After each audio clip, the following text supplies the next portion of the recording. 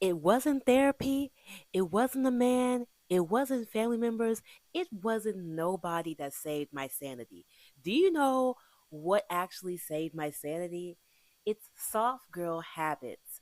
And it's amazing to accumulate those type of soft girl habits. If you're constantly being overstimulated, you feel stressed, and a lot of things are going on that's causing you to feel like super exhausted and emotionally overwhelmed a lot. And honestly, I used to feel that way a lot until I started embracing my soft girl habits. So if you're into emotional regulation and you're wanting to learn more tips about how to become a better you, a better version of yourself, well, you're in for the right video. Well, you're watching the right video.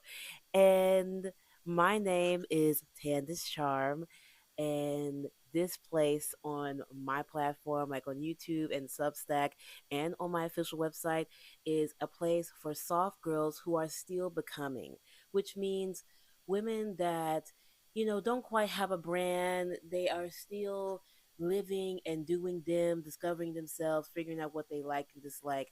So if you like stuff like that, then subscribe to my YouTube channel, and also follow me on Substack as well, and become a part of the Rose Gold Society for only $12.99, and get amazing exclusive content and exclusive videos that you will not find anywhere else on this interweb. And yeah, I also plan on making like a lot of YouTube videos and like well, not YouTube videos, like podcast episodes about how to overcome self-esteem, how to bring your personality back when you are feeling low about yourself, soon on my Substack, because I really like talking about, you know confidence, self development, bettering yourself internally, not just externally, and that's on period. But yeah, I hope you enjoyed this video. So you might be wondering, what is a soft girl habit? Because there's so many terms being coined on social media and everywhere about what it is to be a soft girl, and stuff like that. But to me, my definition of a soft girl is a soft girl that prioritizes herself and embraces self care instead of um working to the point of burnout, and learning to think smarter, not work harder, ethically, and with integrity, and all of that involved. And being a soft girl is all about, choosing yourself before others choose you, or not waiting for other people to choose you when you need to choose yourself. In a lot of cases, like, you know, when it comes to dating, when it comes to your self esteem, when it comes to wanting validation from other people and other men, it's time for you to pick yourself up off the ground and choose yourself and love yourself first, because it is actually just like the best thing that you can ever do for your life. Like for me personally, when I used to have like terribly low self esteem. I mean, really, really bad. And a lot of it was due to the T word, which I don't like to own. I mean, like, of course, yeah, I've had my fair share of trauma, but like, I don't like to really talk about it so much. I like to wrap my trauma in a cute little bow, a cute little pink ribbon bow, and you know, basically it's good to regulate your emotions and stuff like that. And what else do I have to say? Yeah, it's about choosing yourself and not waiting for other people to choose you, or waiting for permission. Before social media start joking around like about um learning to, keep your thoughts and your deepest darkest secrets and uncomfortable things and just things you shouldn't share online in your diary, I actually went on a super huge social media detox due to a lot of things going on in my life. And I felt like, you know, I needed to release some emotions, because a lot of people, like on a serious note, like a lot of people just didn't understand what I was feeling. sometimes you have conversations with people that you love, they just don't understand you, they're just not on your level.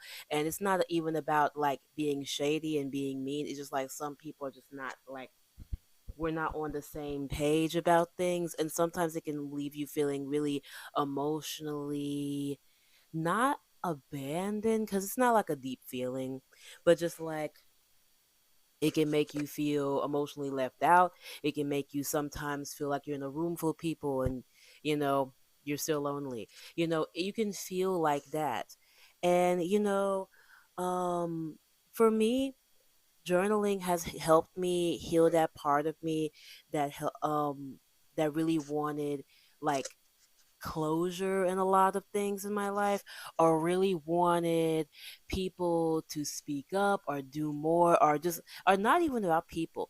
It's just like about me and my emotions, things I just need to say, even the extremely like embarrassing, cringy, or uncomfortable, I'm not going to share this to nobody type things, I keep in my diary.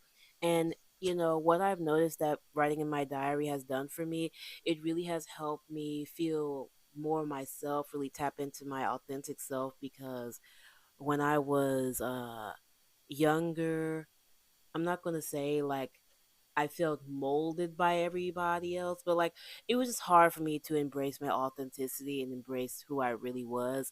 And you know, and a lot of it was my own self-esteem problems that I had. I used to like pick apart my look, pick apart my teeth, my smile, my eyes, my looks, everything. I used to not like that I had like somewhat hooded eyes. Now I'm like, well, they are kind of hooded, but like I used to not like it, but then I did like it when I started like, testing out more Asian makeup styles and like falling in love with myself. And that was a process.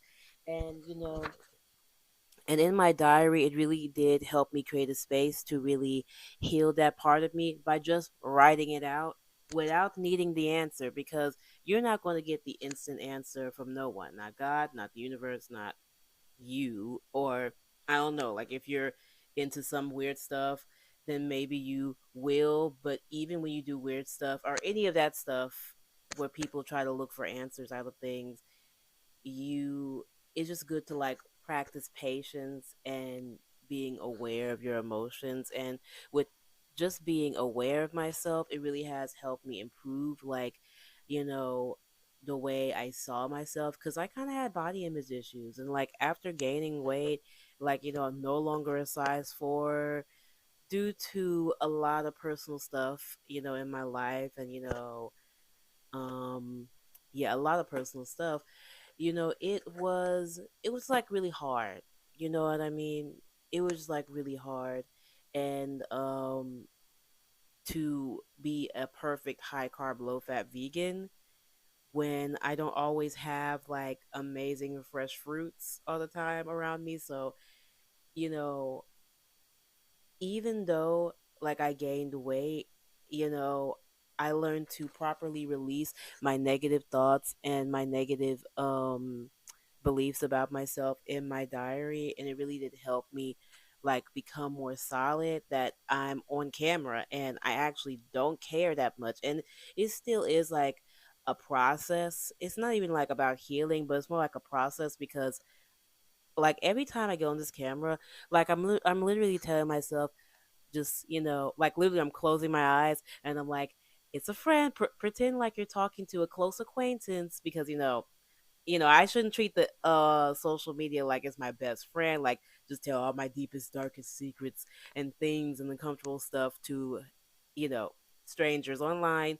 No, I don't think that's a good idea. But I'm like, pretend like you're talking to a close acquaintance and then just speak. And then like I realize I speak better. And then like, before I even started a YouTube channel, I used to just think like I wasn't pretty enough to be on there, or I would be on there and I would get off because there was a lot of stuff going on. But then sometimes I would have self-esteem issues, and like even when I was at my peak skinny, peak hair, like even though my hair is longer now, so this is actually my peak right now. But it's like I kept chasing beauty, kept chasing what I thought will make me enough. And then after I got there, I was like, well, here's another thing I don't like about me. And I felt like, oh, I'm not enough. And then, if I could change it, oh, that's so great. And then I'll find something else. Maybe it's about my personality. And that's really, really toxic. You got a problem with like that. And I feel like everybody should have a solid sense of themselves, and journaling just about all those negative feelings, the good, the bad, the uncomfortable, the stuff that you just don't feel like comfortable telling anybody other than, in prayer or in your diary. That is the perfect place to just truly release that. And also another thing that is really good when it comes to self care, after we just covered journaling, is also taking care of your hygiene. Take care of your hygiene is very, very good. Make sure you clean up under them nails, tweeze them eyebrows, unless you're going for the bushy look, but still keep it clean and neat. And I'm going for a soft arch right now. And like, I don't know, but like, I was laughing the other day. I was like, literally, I just feel like I can take on the world when my eyebrows are done.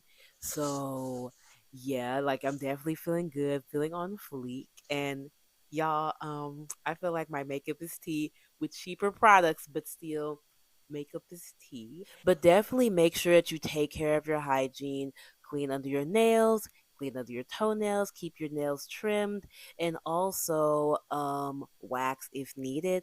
And then another part of self care is like learning to joyously be yourself, joyously be you. And that's a process, and maybe that's a YouTube series that I could possibly make. Even though I brainstormed so many that I've been like holding off up until now due to the bureaucracy of life. But yeah, that could be a series, but romanticizing your life is really good to do if you are on the self-love journey. And I know like when I first tried it, like I was literally like outside on my patio cuz I love nature. I love resting there, praying there, meditating there, all of that. And then I had my diary with me, my pencil, my stationery, and I realized that my favorite alone time activity is scrapbooking slash writing in your diary about anything and everything.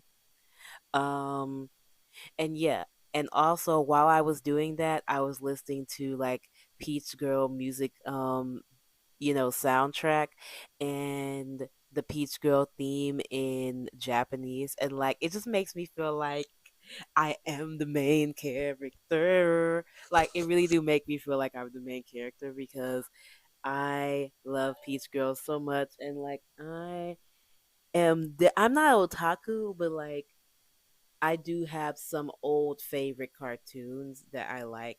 Um, and not cartoons, I mean anime, but y'all know what I mean. Romanticizing your life starts with just picking one thing that you're grateful for, and that also helps you boost your mood. And also, when you focus on more things to be grateful for over the negative things that happen in your life, it's not like gratitude will just erase everything and like erase all your troubles, but it really do help with keeping a good perspective. And that's a great way to begin romanticizing your life is by being grateful and thankful all over again for the things that you already have, even if you write it again, again and again and again and again, because if it was gone, you wouldn't be so happy, like if you didn't have it, whatever that you're grateful for, your life would feel a little sadder without it. So it's good to be grateful. And hey, alongside with, putting all your crash outs and crying in your diary and writing the good memories in your diary, you should also write what you're grateful for. And that's the idea for me. Like I use two diaries like on my phone and the one that I just showed you. So that's a good idea for me too. Also, another thing that soft girls need to do right now in order to really enter in their it girl era is that you should dress up for you and go out and take yourself out on a date, not wait on a man, not that guy that said good morning text and like, putting you in a situation. and you're not really happy about it. No, get dressed for you and really make that little girl inside of you that used to love glitter shoes, proud. And honestly, that is something that I do sometimes. And even like now going on YouTube, like I have a reason to get dressed up and get cute because sometimes like I never been so burnt out these days because of hustling and job hunting and looking for work. It is definitely a lot, and it's just like I actually almost forgot about how to apply eyeshadow because I was like, wait, so how do you do your eyeshadow? Like, how they do it? I was like, wait, do I cut the crease first, put eyeshadow there, and then put some darker eyeshadows and other colors right here? Or do I do the whole base first and then I get a conceal and conceal and then put some lighter eyeshadow right there? Like, I literally forgot how to do my eyeshadow for a second. And you know, it definitely can feel like a process, but like you definitely should dress up for yourself, even if you're not going nowhere. Put on those earrings.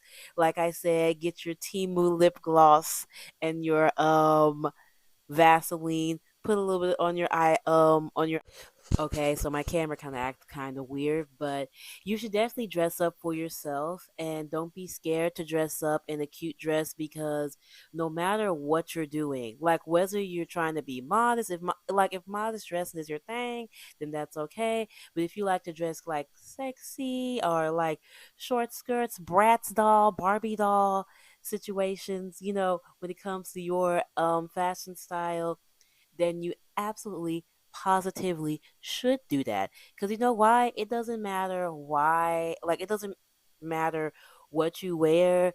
Like, you should go out and dress cute anyways. Dressing up cute is like second nature to me. And I used to go out a lot and dress up cute a lot. And then, dun dun dun, some bad experiences happened to me. Cat collars, men that don't understand what no means, you know, happened to me. I guess I should say like trigger warning.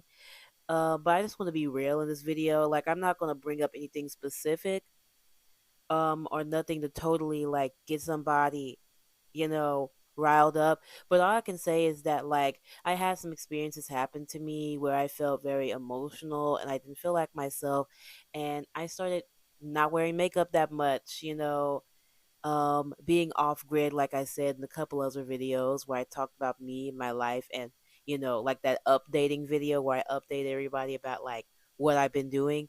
But yeah, sometimes you feel like, oh, you have to level your outfit down or else you're going to get attacked and catcalled by men, but they catcall you anyways. Because I remember there was one day where I literally wore a baggy jeans, baggy t-shirts, natural hair tied all the way to the back, and I was just on foot in sneakers just trying to find a job, and I still was getting cat called like crazy from all types of men. And it's like, whether you're trying to dress up cute, do your hair nice, um and wear those shoes and wear that jewelry that you bought, you said that you would, but you're waiting for a special occasion to wear it, you should wear it today. You should wear it tomorrow. You should wear it and go to the gas station, like, or wear it just to go to the grocery store. And I'm not gonna lie, I what I went through, I felt like I was definitely the definition of like gaslighting from people and coworkers and stuff like that about um my essay story, and it made me feel like I guess I shouldn't dress up or look cute, and it's my fault no matter what I do, so I better not dress up. And now I realize, after some intense prayer and journaling, that it doesn't matter what you wear. You know, people can just be slimy, and also you have to let go of the fact that some people are very insensitive. And the bottom line is that you should never feel like you have to turn yourself down in order to be safe. Like, you shouldn't feel like you have to turn yourself down in order to roam the streets safely. And you should just learn to practice self protection often, whether you use a blicky or you use some pepper spray or bear mace. You should always kind of like um balance like soft feminine energy and openness alongside with caution and situational awareness while going out. And like, I was literally trying to figure out what is the balance. Like, because you can't find nobody, you can't find a boyfriend while you're just inside like the house. But then you go through many experiences that make you feel bad, that doubt yourself, that get that make you feel confused because everybody is gaslighting you.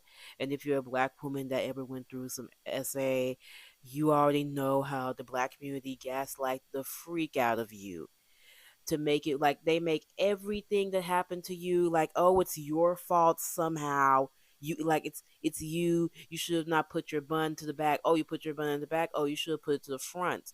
Oh, what were you wearing? I wore a sweater and an undershirt and some jeans, and that was the day when you know a bus incident happened where a guy was just like not trying to get out of my space, and it was really really bad. And I'm not gonna lie, you know after that situation and moving and all of that, I definitely came through some stuff for real. And like sometimes I'm like, should I even be talking about it? Maybe this will be the last video of me talking about it. But then again, like, I told myself I'm stronger than my trauma. But it made me question, like, was I the problem? Was I wrong? Because when you talk to so many people, they just gaslight you. Like, I used to think like people were more sensitive, but no, they're not. Even though that is a part of life, I'm not going to like make that my villain origin story. I will still shine. I will still be bright. I just will also practice self protection as well and use every tactic to get home safely when you want to go out. So get dressed and be yourself. And sometimes when it comes to battles that's that big, like essay or trauma or other things like that, sometimes you just have to embrace letting it go, because sometimes things will just not make any sense no matter how many times you journal about it or write about it or try to reason and go back and forth with yourself, and using your safe space that you created, which is like you and your diary, to like release things. Um but you keep on replaying things in your head over and over again. Sometimes things are better just left alone. And when it comes to my trauma, I will not allow it to define me. Um, and I had spirals after spirals. Like, if y'all didn't see me online, yeah, your girl was going through it. But now I am better and I'm stronger and I am wiser. And I don't know if this makes any sense, but I'm like, was the canon event? Maybe not. I don't know the definition of it. Like, I just know that a lot of people on TikTok talk about it a lot. But yeah, this was the video. And yeah, you don't have to be on all the time to be a soft girl. It's just all about taking care of yourself and learning to be stronger than your trauma if you have gone through any of that. And I hope that my techniques and everything that I talked about in this video will help you fast track yourself to a soft girl mentality. You got your pink journal, you got your stickers off Temu, Shein, or some website where you can get cute stamps and stickers at. And I hope that you start making journaling or writing your gratitude list, writing one thing you're grateful for, a daily practice. And if not, well, I hope this video, if you watch it over and over again, it gives you the sense of community, because girl, have I been there. Well, anyways, I'm glad that you made it to the end of this YouTube video. I hope you enjoyed this video, and leave your thoughts and opinions about everything that I said down below, because I really am curious, like, do other people feel like me? And then if people don't, it's okay too. Bye, girlfriend.